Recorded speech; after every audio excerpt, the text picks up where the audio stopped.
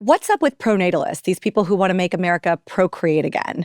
I'm Nayeema Raza. This is Smart Girl Dumb Questions. And today I'm sitting down with Malcolm and Simone Collins. They're major and controversial players in the pronatalist movement. They have pitched executive orders to the Trump White House, done media tours about the demographic collapse, and they're doing their very best to help address it, having how many kids of your own now? 5, hopefully soon 6. Oh, we hope for 12. 6 is just getting started. I will not stop after 12 if I still have a uterus, but we'll see how long that lasts. And what are their names, Malcolm? Oh, gosh. Okay, so we've got Octavian George. We've got Torsten Savage. We've got Titan Invictus. We have Industry Americas. And we have Textamycin. Smart Girl. Dumb Questions. This is going to be a wild ride for people who are listening. But last time I saw you, because we know each other a little bit, Malcolm and I went to graduate school together. We went to graduate school together, and we went on a trip together. At graduate school. Yeah, Don't make it sound school. romantic. No. Just very clear. We went to business school together at Stanford. They made us all do these trips where we had a global experience. Yeah, and we were learned in about South a different Korea. country, and it was South Korea, yeah. But you guys live in Pennsylvania. You live in rural Pennsylvania. And the last time I saw you, you had one baby and maybe 30-something embryos. Elon, I think back when we probably saw each other, had 5 babies. He's gone from 5 to 14 that we know of. The world's first trillionaire talks and tweets extensively about the danger of population collapse, saying, do you guys know Elon? Yeah. I mean, that's been disclosed by the New York Times. We didn't leak that, but now that the New York Times has said it, I can say, yeah. You guys chat? Are you on a pronatalist I can't say anything WhatsApp else chat? than that the New York Times has reported that we know Elon. Can you not say anything because you've signed an NDA with Elon? No, we've not just signed any because NDAs. We're not We don't jerks. want to talk about other people. Okay, but is there a pronatalist group chat? There is. I don't think he's on it. And would you guys call yourself like Elon, he's a techno-optimist and also quite right-wing? Yeah, I mean, we're definitely thought leaders within the new right movement. And that's when we think about the philosophy that we do and the advocacy we do, it is more about promoting the new right and growing the new right tent than it is about pure pronatalism. You said this before you came here, and you said, you love to rage bait. Yeah, well, so it's not normal rage baiting. What we try to do is we try to get people to freak out about things that are either perfectly normal things to say in any other context. So the audience sees them raging out about it and they're like, wait, why are they raging out about them just saying they want kids or something like that, right? Or that are funny to see somebody rage out about. So our house is designed to be like a horror show for journalists. We have a Live, Laugh, Love poster, one of those, but it says, we will replace you on one of those Live, Laugh, Love wooden signs. So you're trying to be alarmist. And if people are just listening right now and they're not watching, Simone, you're dressed I don't even know what is this? What is this style? I'm wearing a Viking apron over 17th century stays and a chemise. I know that you look at media as this way to be rage baity and whatever, but I really want in this conversation for you guys to be as actually authentic, non-performative, whatever. This is all true stuff. I wouldn't say we're friends because we're not in touch all the time, but we've known each other for a while. Is this who you guys are, or is this contrived? I think it's both. I think I've always, even back at the GSB and everything like that, I was somebody who was That's the graduate school business at Stanford. Yeah. I was very into the cutting edge of philosophy and ideas and everything like that. And one of the things that is really core to the new right movement and new right intellectuals, so you see this not just in us, but in people like Elon and stuff like that, is being sort of subversive in the way that you message so that you can sort of authenticate yourself for the audience. So they know that you're not trying to status signal or something like that. You want to be on the same level. You don't want to seem elite or we don't want to seem elitist. You want to be authentic. But if you want to be authentic, are you authentic? No, this is what people really fail to understand about the right, is that you can be joking and totally serious all at the same time. And that's something that's super common on the right. You could call it performative vice signaling, where you're studiously not professional looking, you're studiously not serious, you're studiously rage baiting, but you're also sharing what you think is an important message. So when you see Trump walking down an all gold stairwell, he's being authentically Trump, but he's also sort of rage baiting. When you see Elon make some subversive joke about building cat girls for the future of humanity, he's rage baiting, but he's also being kind of serious, right? Yeah, he's into cat girls, apparently. I find it a little exhausting. The whole, performative, authentic culture. I don't even know, the signaling and the rage baiting and the operating. I listened to a little bit of you guys' podcast, and there was some stuff in there that really alarmed me. So I want to talk about those things, but I want to start with you guys because you've both also spoken openly about being on the spectrum. I'm not on the spectrum. She's on the not. spectrum. He's got brain wiggles of some kind, but we don't know what they There's are. something wrong with me, but it's not autism. Your guys' love story, like, it reads a little like Love on the Spectrum. Like Love on the Spectrum. Yeah, before there was go. Netflix's Love We on did the it Spectrum. first. So tell people your meet cute. Well, I turned, 24, and I decided, having never dated or had sex before, that I was going to fall in love and have my heart broken in 1 year. And I met him on my campaign. Wait, why fall in love and have your heart broken in 1 year? So I could live alone forever and never have kids and live happily. That was your goal. That was my plan. But of course, people would look down on me, saying, "You've never experienced love. You're missing out. How could you?" And you wanted this because if I remember, your mom was in like a polyamorous relationship. Well, so they got married after my mom tired of being a secondary in a poly relationship Got it. involving my father. And I sit across from Malcolm on our first date, and he's like, "Well, I'm not looking to date. I'm looking to find a wife, and I'm going to find her this fall at Stanford, where there's a large pool of pre-vetted candidates." And I was like, this is perfect, right? He would go off and find his wife at Stanford, and I would go off and live my life alone forever. And we would both have a fantastic summer in the meantime. Okay, so Malcolm, did you really say this? Yes, line?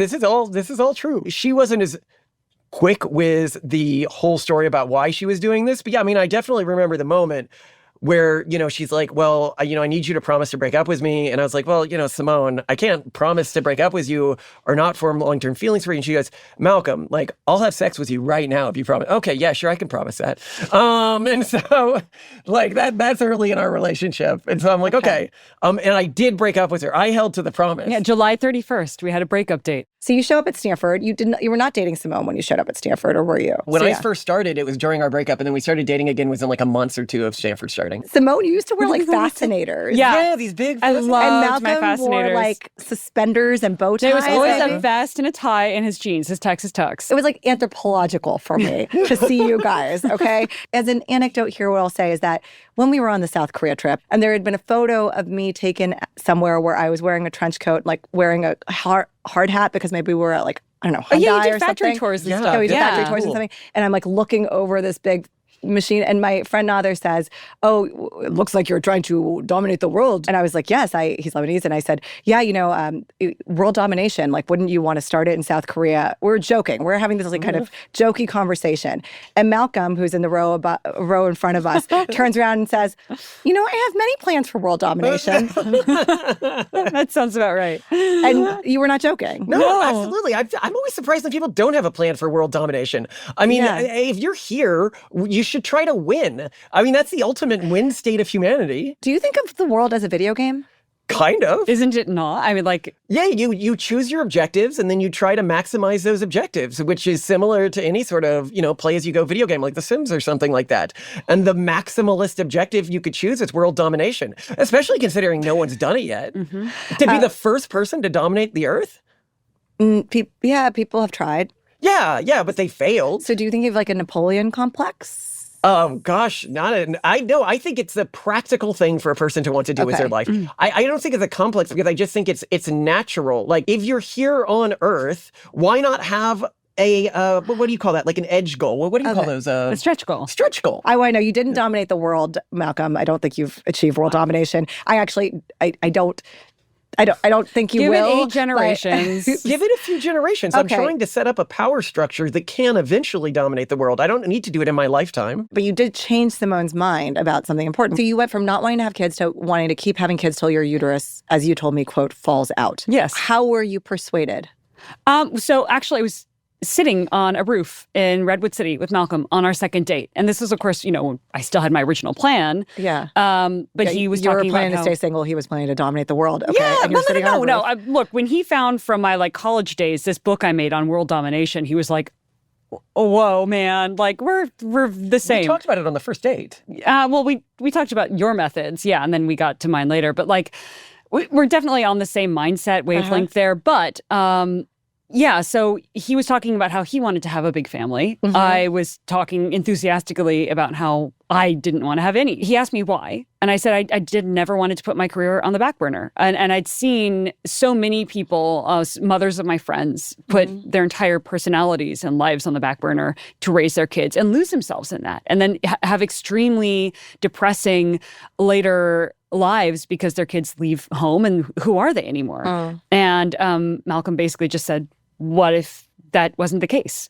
What if you never had to lose that career? And I'd be like, well, of course, then I would have infinite kids. That's the limiting factor for me. And I don't know if we explicitly really discussed it much after that point, but after we got back together, the understanding was that if any parent was going to be on the front lines of raising kids, it would be Malcolm. It would not be me. If ever there was someone who had to go, wait, we've run out of money. One of us has to work. The other one has to stay home with the kids because we can't afford childcare. That would be Malcolm. And now, still, whenever there's a doctor appointment, whenever there's something, you have to take the kids for a passport photo, guess who's taking them? It's Malcolm. Seriously, it's like Love on the Spectrum before Love on the Spectrum because it's your second fucking date and you're having this conversation on a rooftop. And Malcolm, were you prepared when you said that to Simone? Were you really thinking that you would be I don't know, the trad wife of the marriage? I was looking for... I didn't see it as a bad thing at all. No, I'm not saying it's a bad thing. No, what I mean is she's basically telling me, I'll always make sure we have money. That's what I heard from that conversation. Okay. Right? If push comes to shove, I'm in charge of providing for the family. And I'm like, okay, yeah, I'll take that deal. Because being a stay-at-home dad is kind of a fun job, right? So if push come to shove, that's my worst case scenario in life. I'm happy with that. I think that this whole stay-at-home wife game is a bit of a scam because it's a lot of fun caring for the kids. Okay. And is that what you're primarily doing? No, it's not what I'm primarily doing because we barely do that at all. I mean, that's one of the things. You barely parent at all? Yeah. It's one of the things we promote a lot. One of the big problems with parenting today, and I think the reason people don't want to have a lot of kids, is because they want to put too much effort into it. They think it's this huge effort thing. But kids, especially when you get a large group of kids, they just basically form a pack and handle themselves. I recently read that you'd like to, I think the quote was something like, hold people accountable for every life they don't bring into the world. That's a good line there. Yeah. Did you say that? Or did you say something like that? Well, people are accountable for that. Yeah. I mean, but what is that? Is that pro-life plus? What is that? Because you're pro-choice, right? You ran for office and you're a pro-choice candidate, I believe. Yeah, we're pro-choice, though. I've now heard things about misoprostol that have really radicalized me. But yeah. We pro-choice until last week. Yeah. Okay. No, I mean, what pronatalism is really about, and our flavor of pronatalism is if you don't want kids, don't have kids, right? We only want wanted kids, in the world because we love, first, if you really love kids, that's what you want for them. Yeah. But we also hold people accountable, including, we'll say, conservative Christians who, let's say you're a Catholic and you could have kids if you did IVF, but you're like, ooh, IVF is evil, so I'm not going to do it. That is a decision that led to those souls not entering the world. That's on them. So that's our kind of flavor of it. But you say that's on them, what do you mean? Of course it's on them. They've chosen to not bring lives into the world because they could. But are you judging them? Are you judging them? What are you saying? What she means is they bear the moral weight. Well, I let her say say what she means, Malcolm. I mean, I do. But what is my judgment worth? They're answerable to their God. We're answerable to ours. So, who is your God in the simulation theory? Our God is far future descendants. We're techno-Puritans. And so our God is whatever humanity becomes in millions of years. Okay. Emma Goldberg, writing for the New York Times last year, wrote, describing the NATO conference in Austin, there were church-going conservatives and Silicon Valley technologists, parents of 5 and parents of 9. Edgelords in leather jackets and women in Lilly Pulitzer all sharing a common concern, how to convince Americans, namely American women, to have more babies. Fair description of the event? Not really. No, it was more about giving a community to people who do have kids. Prenatalism. But there are a lot of single people there looking for quote unquote breeders. Yeah, they want their partner. Yeah, matchmaking is a really big part of that. And in fact, and they were disappointed by the lack of women that were there. Well, and you can see this divergence in both interest in having children and in political affiliation between young men and women. Yeah. With men putting in many polls having kids is one of their top priorities, and having kids, having a family. They're also leaning more politically conservative. Meanwhile, women are leaning increasingly progressive and very interested in their careers, but not so much in having kids. Do you think many of those men who are responding that they want to have kids want to do what Malcolm said that he would do for you and be the primary caregiver? Yeah, a lot of men have not yet been willing to step up in the same way that Malcolm has. And I think if men did that more systematically, they would. You actually see this, where you see the most rapid declines in birth rates in post-industrial societies, especially they get wealthy, is in countries that have caught up the least in terms of gender egalitarian nature. So when you look at household chore studies or like household maintenance studies, and there's the biggest divergence between men and women, like in Japan, like in South Korea, where women are still really saddled with most of childrearing and care for kids, that is where you see the fastest decline in birth rates. In more like the Nordic countries, like Sweden, and et cetera, they have much higher birth rates. So ironically, it's a very feminist movement. Yeah. It's a feminist movement if you can get all those dudes to step up to the plate to do the thing. They'll figure it out. I think if They'll be washed out of the gene pool. Yeah, exactly. It heals. I want to get into the demographic reality and these numbers and the imperative and why people aren't having kids, like the whole culture around this in a moment. But I just want to first understand the movement a little bit and you guys' role in it, because it was also reported that you have drafted executive orders that have been sent to the White House. And we've gone to the White House to talk with them. To talk to Donald Trump directly? Well, no, I can't say who we've talked to, but I can say that we've gone. Because, the NDAs and blah, blah, blah. We asked them, would it be chill if we mentioned this? And they're like, That doesn't sound like an NDA. We want to be nice. We don't want to burn people. Yeah, you don't taking do our that. advice. Yeah. Somebody. Okay. So can you say what level of people you were meeting with? it would be thought of as a dick move. We would not. Yeah. How can we know that you're not overstating your access to the White House? You don't. Okay. Yeah, we could be, but I think people who just know the Trump administration know they're the type of people who would reach out to people like us. And your brother Malcolm is working at Doge or was working at Doge? He's not working at Doge anymore. Yeah. And he's also a pronatalist? I can't say anything to his views. Okay. President Trump has said that he wants to be the, quote, fertilization president. Not necessarily my favorite image, but of anything. I mean, fertilization president sounds concerning. Or he's talked about wanting to make IVF free. Do you guys think these are good ideas? So with Trump RX, he has made some of the most expensive IVF medications way more affordable. Yeah. I've only cried once during IVF, and I've done 7 rounds. It's when I found out that I was not going to use a full round of medications that they just made me buy that I couldn't return. That cost like $2,000. And I just sat there in the office and cried. You ended up driving all the way to D.C. to give it to somebody. Oh, yeah. We had, you donated at that point, you right? donate it, yeah. But it's heartbreakingly expensive. It is extremely expensive. I mean, I froze my eggs. I froze a bunch of eggs. Good for I did you. a couple That's rounds excellent. of that. And so, Simone, I'm not going to have 12 kids, but I might have like 1 or 2. There we go. Give the president a grade on his overall procreation policy. I think he's done an amazing job. The administration also signals a very family-friendly policy. I mean, like when you look at the actual participants, the members of the administration, they have a lot of kids. They love kids. Their kids are all around them. And they are doing everything they can within the breaches of policy being very difficult to manage. This idea that they're doing everything they can, I think one of the major policy moves could actually be something like universal basic income for caretakers. Whether you're taking care of a kid, you're Who's taking care of gonna a parent, pay for that? et cetera. I don't think that those theories or like those policies have even been studied, including by like quote unquote UBI boosters who have had access in this administration. So I think this idea that like they've done everything they can, I think it's like an overstatement. I just want to reflect. I'm not saying they haven't done anything, and I agree with you that the fertility drugs have come way down. I mean, that's a factual statement. Huge. But one of the controversial ideas that the White House has reportedly considered is your draft. An idea that apparently came from you for medals to mothers of 6 and more. Yeah. Way to make a category that you could enter, right, Simone? I mean, I need a stretch goal. Is this really linked to you guys? Yeah, that came from us. That came. Okay. Yeah. So we actually sent quite a few substantive, because obviously a medal is not going to move the needle. Yeah. But you have to throw in your rage bait, and they fell for it. So was that a rage bait, like a Trojan horse? It's like Lucy with the football. So here's the thing I want to say. Those medals were handed out to first in France. Oh, yeah. In France. Yeah. Yes, first in France. And then later on in Stalin's, or later on in Hitler's don't forget Germany. Nazi Germany. And Nazi Stalin. Germany. Yeah. And where they gave... Also in Mongolia, but who sorry. cares about Mongolia? We never talk about Mongolia. They Mongolia. gave gold, silver, and bronze medals. Yeah. That did create a lot of people linking you, it's like you suggesting this has been applied in societies, including Nazi Germany. Therefore, you guys are Nazis. Hitler also had was pet that dogs. the argument? We're about as Nazi as we are pro-Stalin, right? Like it's like which is how much? Not at all. I mean, you're into world domination, so we have to check. No, right? Yeah, true. No, but what I mean is, if governments as widely differentiated as Stalin's and Hitler's and democratic France, even today gives out medals of motherhood, thought this was a good idea. It seems to be a good idea across every extreme of the political spectrum. It's just saying, hey, You know, I mean, think We about should this. reward So we women. have presidential medals for people who've dedicated their careers at great personal expense to science, to technology, to like military honors.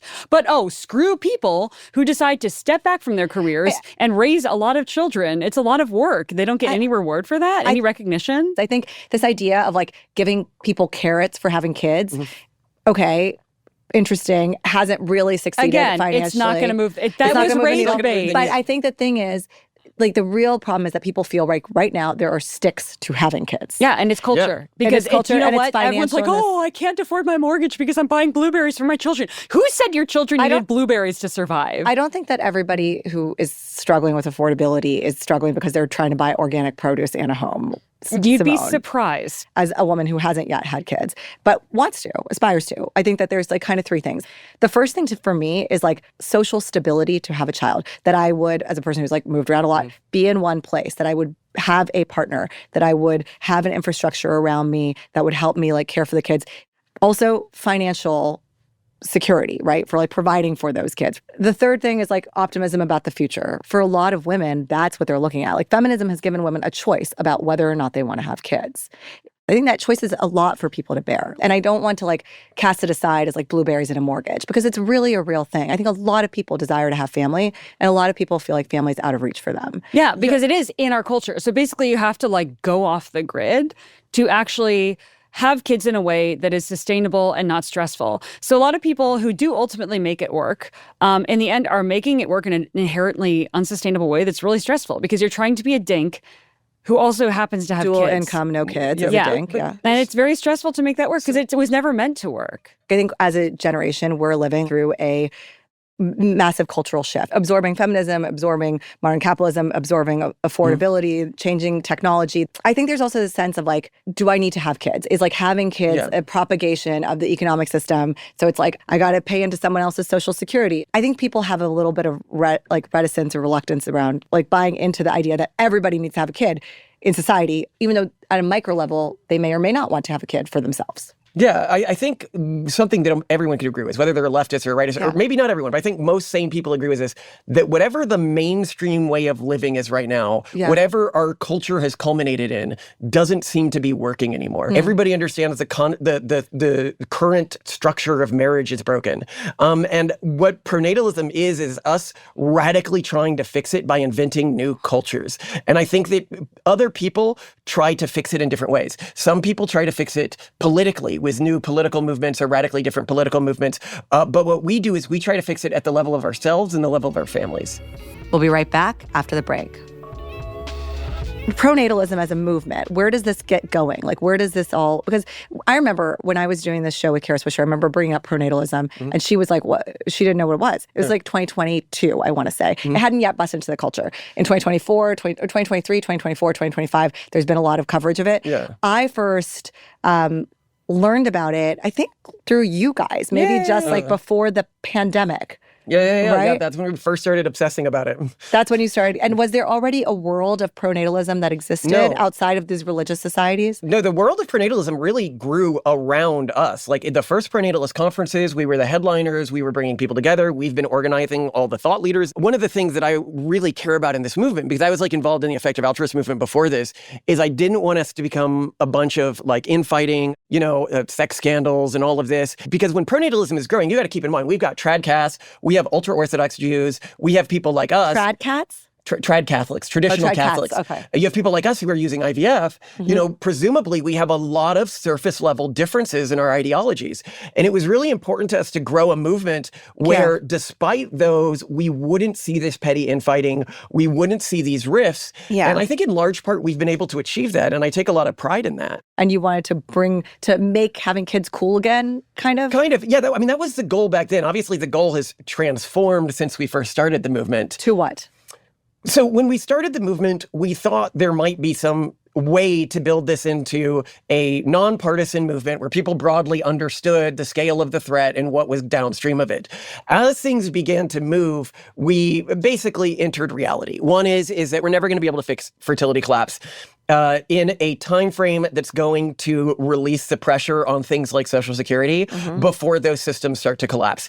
And even if we could, AI might serve as an alternative. When AI is increasingly replacing the jobs that people can take, the whole economic question around needing humans to produce a tax base ends up changing. So that was the first thing we realized. The second thing we realized is that we're never going to win the mainstream leftists over to the pronatalist movement. One of the things that scared me the most when I started this movement is that more broadly, the urban monocultural lifestyle, the progressive lifestyle is going to go extinct, right? Like if it can't motivate its own replacement, which happens to be the dominant culture on earth right now, what we call the urban monoculture, has basically, and we've never seen this in human civilization before, just decided to like pass the baton on to whoever grabs it. You wanted to have kids naturally. You ended up doing everything through IVF. Yeah. And also you started genetically testing. We did. So there are companies like Orchid that provide this service and stuff. And this is also quite controversial. Is it controversial now? I feel like a lot of people do it. So people try to play it off as controversial. We use Parasite, and I think sometimes that can be controversial because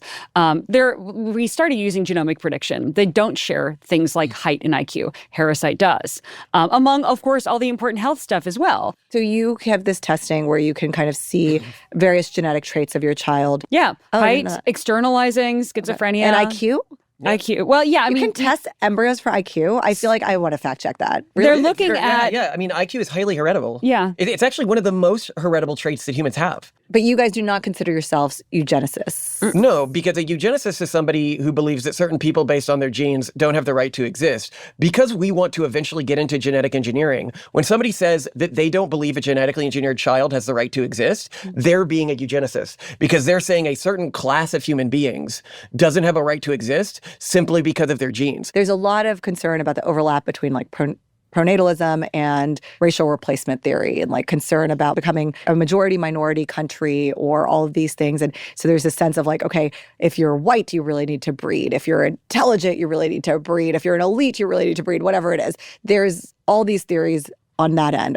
Are you guys do you guys subscribe to that worldview? Those theories are so stupid. Yeah, because usually when you hear them brought up, it's, white people are disappearing. When like that's the one group that's super fine. Like white conservative Christians and Jews are doing super fine in terms of birth rates. Like they are going to inherit the future. It's all these other groups. It's Emiratis, Jains, South Koreans. All these other groups are just vaporizing in front of us. And no one's talking about it because we're too busy talking about it. We're only talking about it. All you read about is the demographic crisis. Yeah. Right, but we're not talking about the fact that South Koreans are disappearing. We're talking about like, I might not get all of my Social Security. In the United States, for example, the black fertility rate is below the white fertility rate. The native black fertility rate is only maybe 1.3 right now, which is desperately low to the extent that like when we're talking about groups that could go extinct, that's one of them, right? Like no one talks about them. Nobody talks about that. Except for us, apparently. Yeah. Because there's a lot of groups where people can point to a country and be like, look, this country has really good fertility rates. And it's like, no, they're just really poor. Like everyone has good fertility rates when they're in desperate poverty. But groups that are able to maintain high fertility rates in part because their countries are in poverty or whatever, they're not going to be necessarily relevant geopolitically or economically a few generations from now. I think some of this language is alarming, like relevant geopolitically as like which human life is relevant or not. So are you guys having more kids because you want to have world domination, or are you guys having more kids because you are concerned about the future of society? No, we love our kids. That's why we're having more kids. It can be both, right? Because there's an easy way to get your fertility rate up, and lots of groups have convergently evolved in this. Yeah. If you adopt an incredibly xenophobic attitude towards outsiders, if you ban your often women from becoming educated, if you ban your group from interacting much with outsiders, if you start to treat women like slaves, like you can get your fertility rate way up. And this is not like one group that's done this. There's been Jewish groups that's done this. There's been Muslim groups that's done this. There's been Christian groups that's done this. This is a really easy hack to get super high fertility rates. But unfortunately, it means that you become less geopolitically and economically relevant. Like the Amish may have a ton of kids, but the Amish are never going to be like a major geopolitical voice because they can't exercise geopolitical force because they don't have the technology to, which is one of the, so if you could be one of the groups that doesn't adopt this strategy, but it's still high fertility, that is pluralistic and high fertility, the future is sort of handed to you. Have you guys seen the movie Idiocracy? Yeah. Oh, so that's happening. The first scene of that film, can you describe it? A very nerdy, studious, thoughtful-looking couple is interviewed periodically throughout periods of their adulthood, talking about what they need to do before they can be ready to have kids, and they ultimately just never have kids. And then meanwhile, cut to there's a trailer park. There's a trailer park, and like everybody's like running around, cheating on their partner, roughhousing, doing all sorts of stuff that we associate with white trash in America. Excuse the term. And they're having tons and tons of kids. And I think what the movie Idiocracy shows is that this is not a documentary. This is a feature film. Oh yeah, the feature film. Yes, yeah. Is the heritability of IQ is not a racial issue. It's an issue within ethnic groups. Within any ethnic group on Earth right now, the less intelligent people have more kids. So is that a motivating factor for you guys, that Absolutely. smart people should have more kids? Absolutely. Well, Simone, I would say you're smart not people saying, should Simone's have not more agreeing. kids. So, I think yeah, there's a difference between you two on this. I feel like there is no such thing as a universally good or bad trait. Like if smartness is causing a lack of fitness, then the smart ones will die out and there will be no smart ones left. Like clearly smart's not working for people anymore. I worry about that because I don't want to end up with some like, idiocracy style civilization where they're like, I don't know how the machine works. Like it just feeds me, right? Like that's not good. But I also think, who are we to judge what is a good or bad trait? This is why we are very much in favor of understanding genes and traits and getting each family to choose. And obviously every family that chooses to have kids is practicing some form of genetic selection by choosing their partner or choosing a sperm or egg donor. Like keep in mind, we are not eliminating autism from our children. Even though a lot of parents would just only want to get polygenic risk score selection to eliminate the odds that they would get autism in their children. And we think that it's their right to decide that. We think that every family should have the freedom to decide what trait they think will be fit in the future and what will not. I mean, it's interesting to see this tension between you because it seems like No, Malcolm, I agree with her. like, I just said it poorly. yes. No, I think You flatter me. Yeah, she said it better than I did. I meant flatters whatever you? she said. What I meant by meant like what we she want smart said. people, it's what we mean is that we, as in Simone and I, our culture values this. Yeah. That's our hypothesis. Yes. But we don't demand that from other people. Should we be worried about demographic collapse when we see the population growing? I'm not talking about on an individual country by country level, but I'm saying I think the projection is that we're going to have something like, is it 9.7 billion people in the world by 2050 and over 10, nearing 11 billion people in the world by 2100. And so let's to deracialize the question. Let's look at just deracialize. Well, I think many people when they hear this, I didn't racialize the question. I just want to be clear. but let's just say within the context of the United States, okay? Because the real problem, at least originally, was falling fertility rates with things like Social Security, the tax system, et cetera. That's what people were really worried about. They weren't worried about people. They were worried about taxpayers. And so they wanted more high tax paying individuals. Where the fertility rate has fallen fastest in the United States is in cities like Manhattan and San Francisco. Now, a kid born to one of the families in Manhattan and San Francisco is likely going to be a higher taxpayer than a kid being born in rural Alabama. It would be great if we had a world where every kid born, no matter what family they were born to, no matter what culture their family was, it had exactly the same outcomes as every other kid. But we've been trying to create that world for about the past 150 years, and we haven't even gotten close. And so when we're talking about pronatalism at the level of the taxpayer, right? Like the tax system. Yeah. What we're really talking about is taxpayers within countries, at which point the aggregate world population growing becomes irrelevant. If we're talking about pronatalism at the level of certain cultural and ethno groups going extinct, like say South Koreans going extinct, Italians going extinct, at that point, it also doesn't matter that people are having kids in another country, because I can't just turn somebody who's not an Italian into an Italian without erasing their culture, which is cultural genocide, right? This is where the stuff gets very and I think you saying to deracialize the question when I didn't racialize the question was interesting, because this is where it gets into this. And I remember seeing a quote that Emma had in that piece, and she said, this is back to Austin. Working the crowd at the natal conference were some academics, economists, demographers, concerned about alliances that the pronatalist movement had forged in pursuit of reach and influence. And they're talking about, I think, particularly characters who have been involved in what you call the really dumb replacement replacement theory, like people who are more on the white nationalist, supremacist side of things. And why did do you guys invite them to your conference? So one, we didn't invite them. They just came. It was anybody who paid for a ticket could go. This was to the first conference. And the second conference, we didn't really have anyone who was particularly far on. If you look at the I think actual... this was the second conference. They were talking about 2025. Mm-hmm. Yeah, there was... if you look at the actual white nationalists in the United States, they generally hate us in our movement. Okay, speak about the conference. I don't want to talk about the general. Like who brought these people? Do you feel like for this pronatalist movement to work, you have to make some alliances with some pronatalist advocates are going to be more focused on their own cultural group. That is kind of how pronatalism is going to have to work going forward.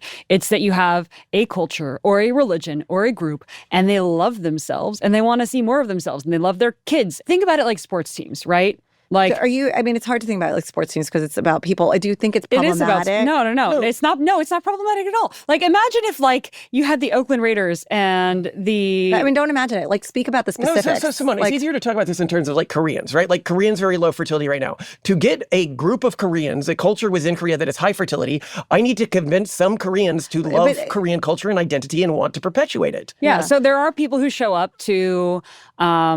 And if NatalCon, who are like, Western civilization is being threatened. Like, it's like someone on a football. Like, we're being pummeled out there. Like, come on. Like, let's go. Let's go. And you think that's fine? Yeah.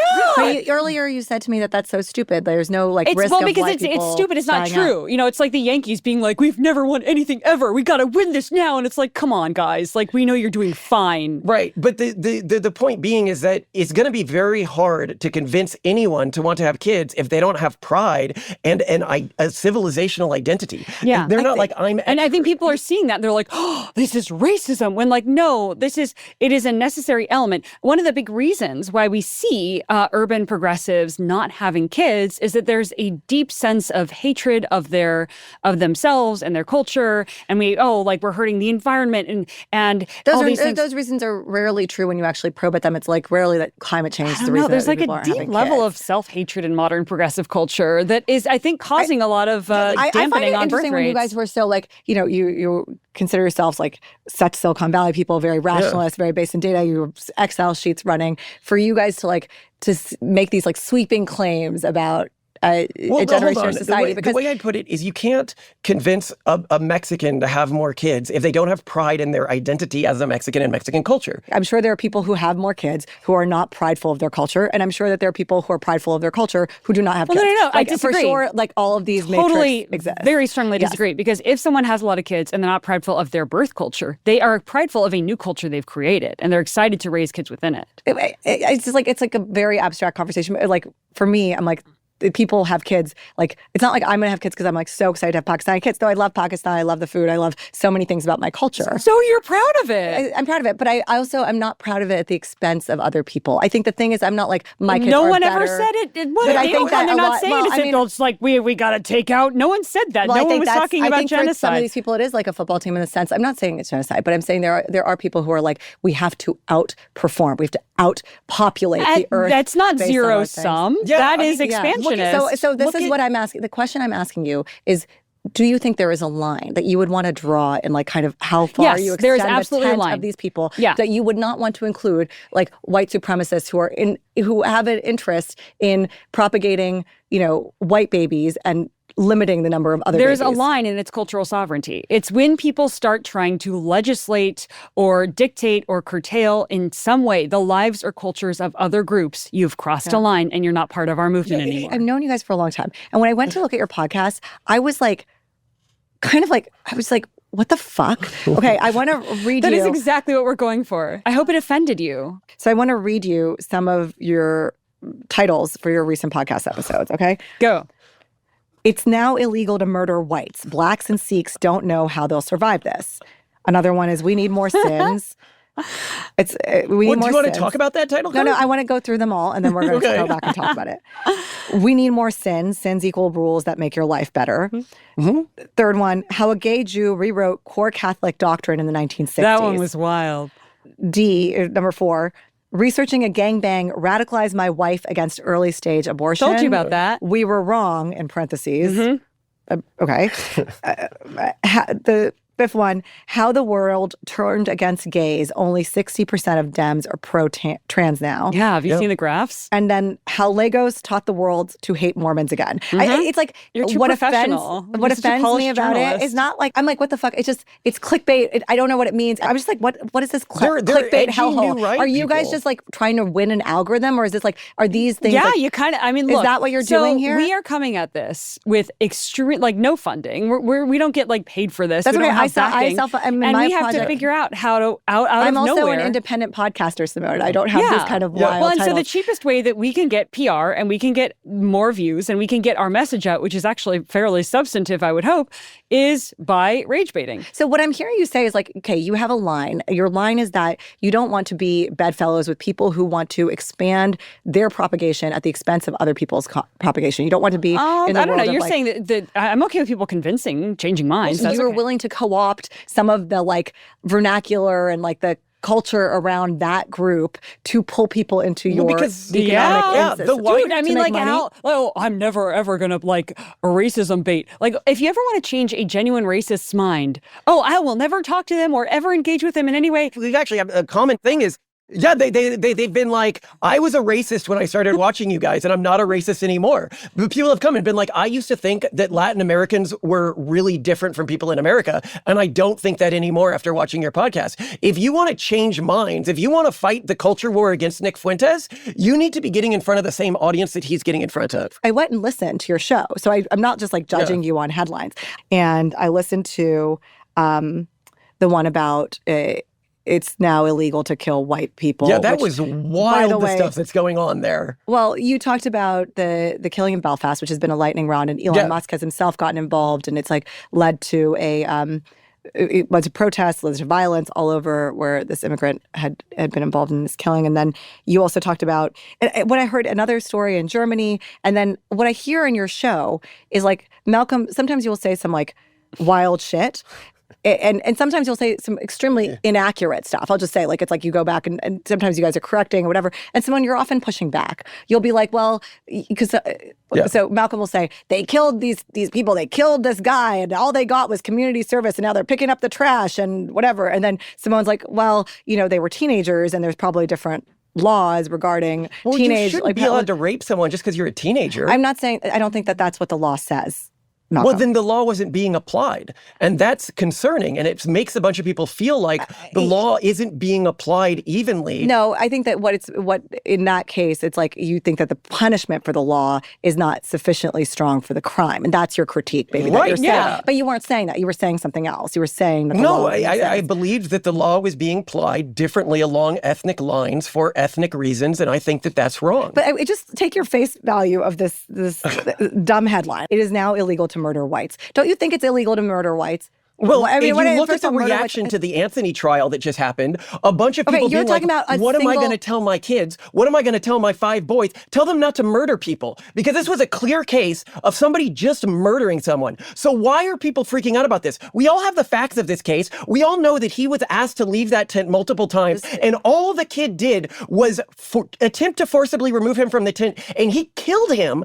And then everybody's freaking. When people protest that, when people protest him being sentenced for murder, for committing murder, it shows that they had an expectation that they wouldn't be tried for committing murder if they did it like this. And that to me is not okay. It's not okay that we have normalized this within parts of our society, and we're trying to elevate this. So I want to stop you right now because you were getting very angry, and now you're smiling and happy. And I'm wondering, when you just did that, are you performing or is this are you angry? Come on, he's volume. Okay, so when here I I want to speak to you about this. So there are like across the board, and I haven't looked at the facts of the Carmel Anthony case, which is taken off, but there are throughout society, Malcolm, edge cases of things that are like, I cannot believe that this horrific thing happened. The law, like whatever. I'm not even commenting on this case. I don't know this case, but I'm just saying there are always examples. Like, and that's what led to look BLM. People should be able to get mad because of edge cases. BLM can be justified even if it's based on edge cases. Well, I don't think that BLM was about.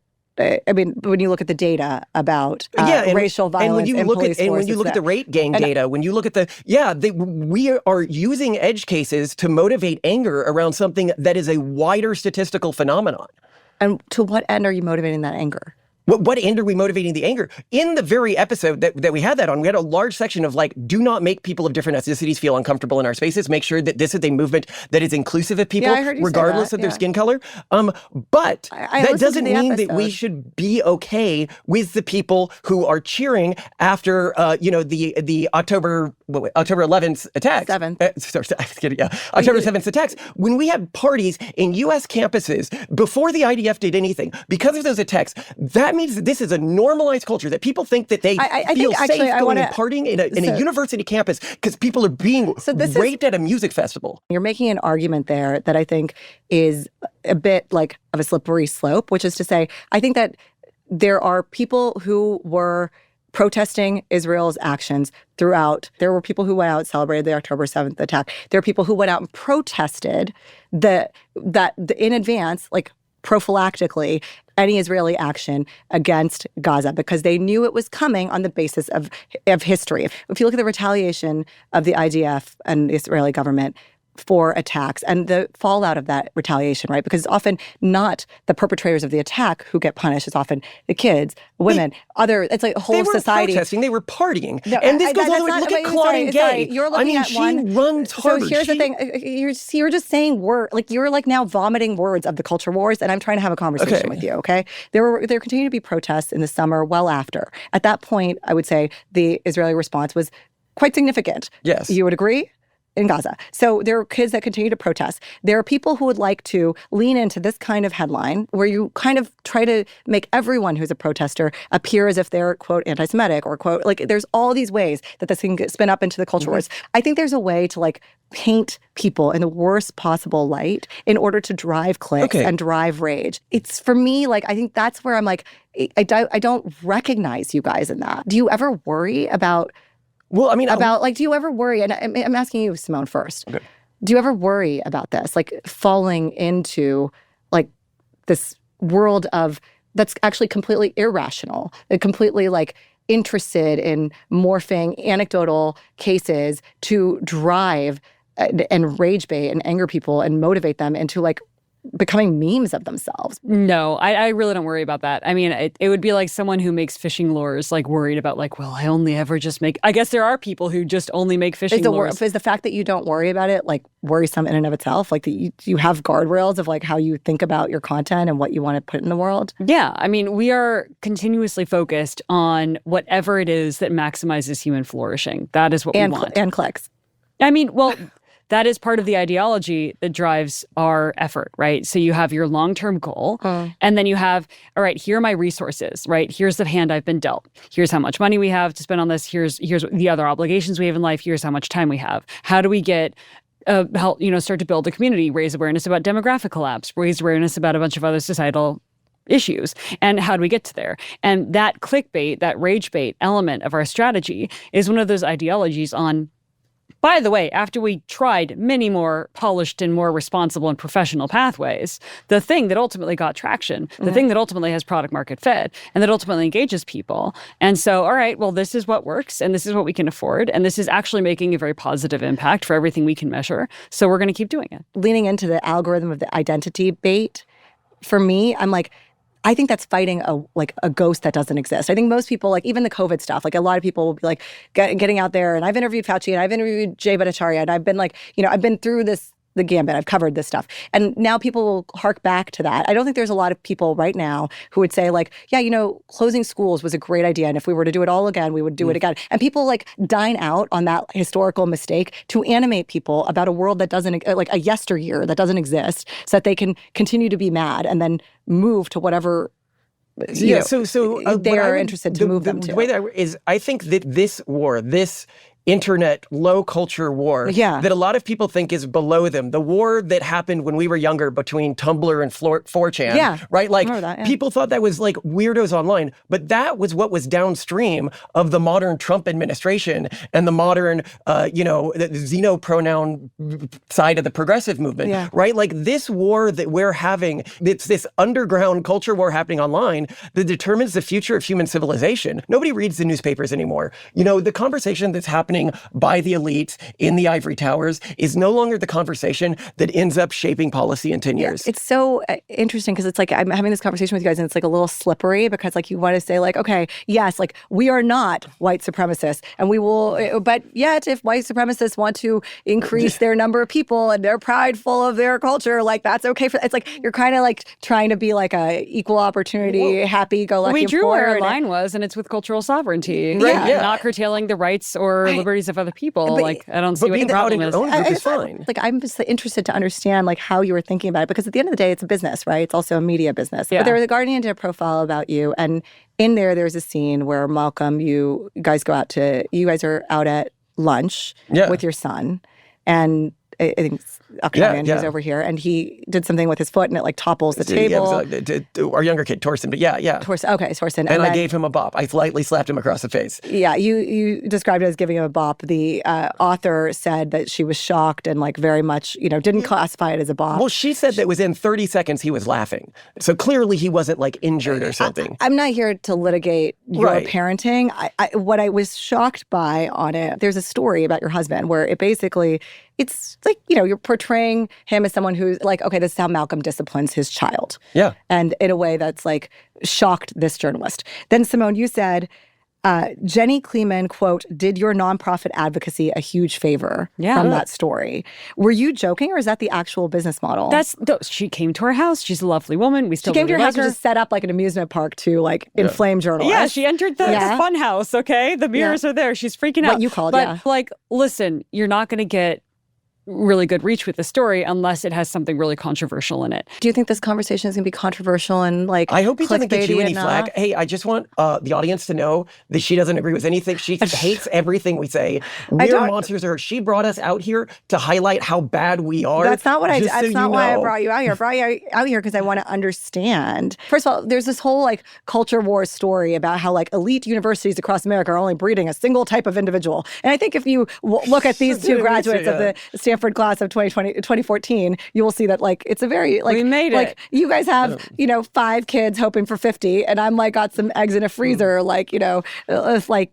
Figuring out what I'm going to do. We look like the white trash couple in Idiocracy to a lot of people. That's exactly what I was thinking. We took the white trash, just do whatever. That term, but you know what I mean. Look, I do want to make a point that like we did win. Like we went out there with these crazy tactics, and now everyone's talking about falling fertility rates with extremely little funding or support. Like the thing is, people put billions of dollars into anti-AI. So let's talk about like your funding and support because I'm so interested in this. Where I want to end is like your business model because so you guys have this nonprofit. And you received, what was it like? A $500,000 grant. So the Skype co-founder, this Estonian billionaire, gave you guys like near $500,000. Through a donor-advised fund. This was not his decision. He did not. He has nothing to do with this. I love that you like don't want to implicate anyone in your extremism. No. Look, when you make yourself toxic, you don't want to pull anyone down with you. Yeah. You also have the Collins Institute for Gifted Youth, your online school. Yeah. How many kids are enrolled in that? Oh, it's not an active enrollment school. It's a Socratic tutoring system based on AI. Not a ton. Maybe a dozen. And you guys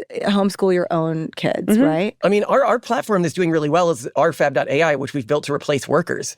Yeah. Right? Like, and it actively tutors, like that tutors our son as much as the Collins Institute platform does. We've never taken a dime in salary from any of this. We have only ever worked off of our savings or day jobs or investments because we've donated a lot of money to our foundation. Yeah. And what does the foundation money go to?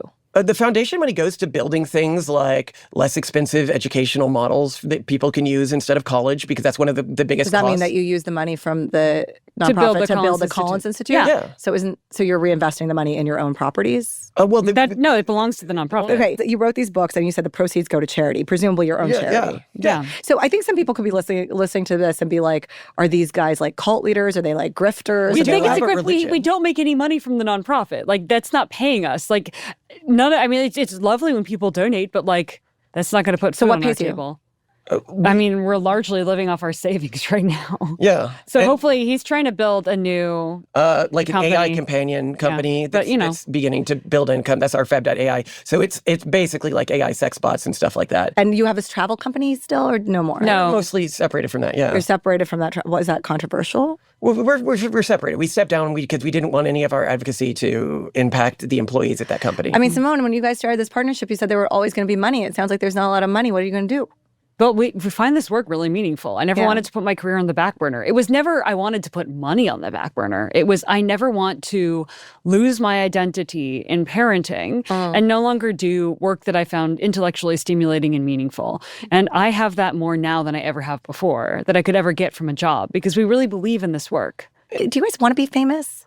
Absolutely. I want to have impact. I think a lot of people, they look at us and they go, ha, ha, ha, look at these people. There's proof that they wanted to be influential for a long time before they were influential. And I'm like, any influential person wanted to be influential before it takes time and effort to build up a podcast, right? And you're going to have failed attempts first. I wanted to influence the public narrative, and the direction that we influence the public narrative, like the core thesis of our podcast is like, let's build this alliance of diverse cultural groups and take to the stars and conquer the universe, take our manifest destiny in space, right? And I love that is something that, you look at the other influencers in our space and they're beginning to pick up this idea as well. You look like Leaflet, who's a popular conservative influencer now, and she's all into stellar humanism, conquer the stars. And I, because when I was younger, I didn't have any movement that felt like this, that had this intense excitement about the future of humanity. And one has it, and she's a friend of mine and has been on the show, Cleo Abram. Huge if true. She's been extremely successful. She's so great. She's so great. And she's all about bringing people into the world. And she talks about questions about kids and declining birth rate. She talks about all these things. And she does it without any of the headlines that I gave you. So I know, because she's so talented. And she has great solutions. But if you guys aren't talented at this, maybe you shouldn't do this particular thing. Someone needs to raise the alarm bells about demographic collapse. Look, no one was doing it. No one was doing it. We're really concerned about it. We really care about long-term Would you prefer to do it another way now if No, I mean, this is fine. It works. Whatever works. I'm having the online right, which is the space that we're in right now that has all of this, sort of performative edginess, is really culturally, to me, I have never been in a culture that was so accepting and kind. It's really fun. It's super fun. Especially, do you think they would be as accepting and kind of me? Absolutely. Yeah, do you think they would be as accepting kind of somebody who is influential in the BLM movement? A lot of people okay, you mean Candace Owens? You're saying a lot. Because Candace Owens used to be a pro. So she used to be a progressive influencer. She came to the right. What I heard in your very clear response of yes to me, but no, but a long answer to that was probably the problem not. is if someone's very active in the BLM movement, it basically in environmentalists, whatever, if they're very abrasive and not willing to talk and chat, then they're not going to be. Simone was active in the environmentalist movement. I was. Simone worked for the Earth Day Network. She was writing the little pamphlets at school. I think that there's a lot of room in the middle to reach people with concrete and important messages that we don't need to just go to the ends of the fringes of the ecosystem to try to bait them in. Let's just look at the influencers in our movement that we've interviewed recently on our show. We've had Leaflet on, who's a Japanese American. We've had Nux on, who is an Orthodox Jewish American.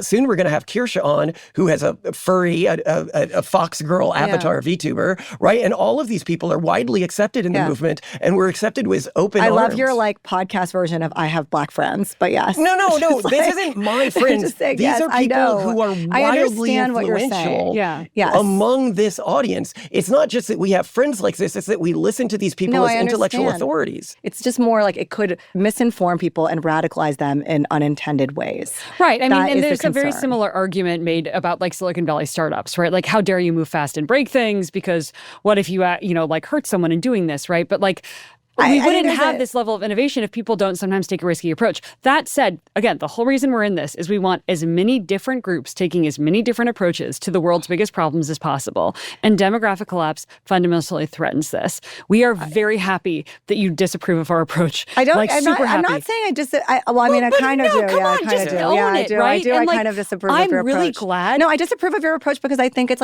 full of factual errors that are misinforming people. I do. I think, and Malcolm, you are the guiltiest of this between the two of you, but you both have it in you. And I think it would take you a little bit of time because you have this ostensible fact check, but it's not really a fact check. Maybe it would cost you some points in your we do daily influentialness. episodes. Yeah, maybe move to weekly, guys. Week. I think it'll be okay. I like it daily. it's A lot of fun. people rely on us in their daily routines. But, yes, that worries me all the more. But anyways, I'm going to speaking of daily routines, I'm going to let you guys get back to it. We had every episode of Smart Girl Dumb Questions asking our guests a question that they don't know the answer to. It's hard to ask this to people who podcast about everything, including things they don't have the answer to. The last dumb question I asked Malcolm was with, sex dolls, like for real dolls, like how do men get over the plastic smell when they buy them? And I said men don't care about stuff like that. Yeah, so that was my last dumb question. Okay. Yeah, there you go. You're welcome. Great. That is actually a great way to end this. All right, that was wild, and I want to know what you think. It was a really strange episode for me because of the way that Simone and Malcolm talked about media. It was like this very maximalist interpretation of all press is good press. And as a journalist, I never want to be part of anyone's kind of press tour or propaganda machine. But I hope that back and forth was interesting and revealing, not just about pronatalism or whatever business the Collins may be running right now, but also about the culture wars and how it's fed this kind of media environment and what it rewards and what it creates. And most of all, I want to hear what you think of this episode. You can drop comments in there. You can DM us at smartgirldumbquestions anywhere on social. And you can also email me directly at nayeemaraza101@gmail.com. This episode was produced with Sanjana Nigam, Andrea Lopez Cruzado, and Melissa Lee. It was edited by Davey Chin. It was shot and produced with Desta Wonderad and Aisha Jordan at Wonder Studios. And I'm your host, Nayeema Raza. I'll see you next time for an all-new Smart Girl Dumb Questions, No 12 Children, right here.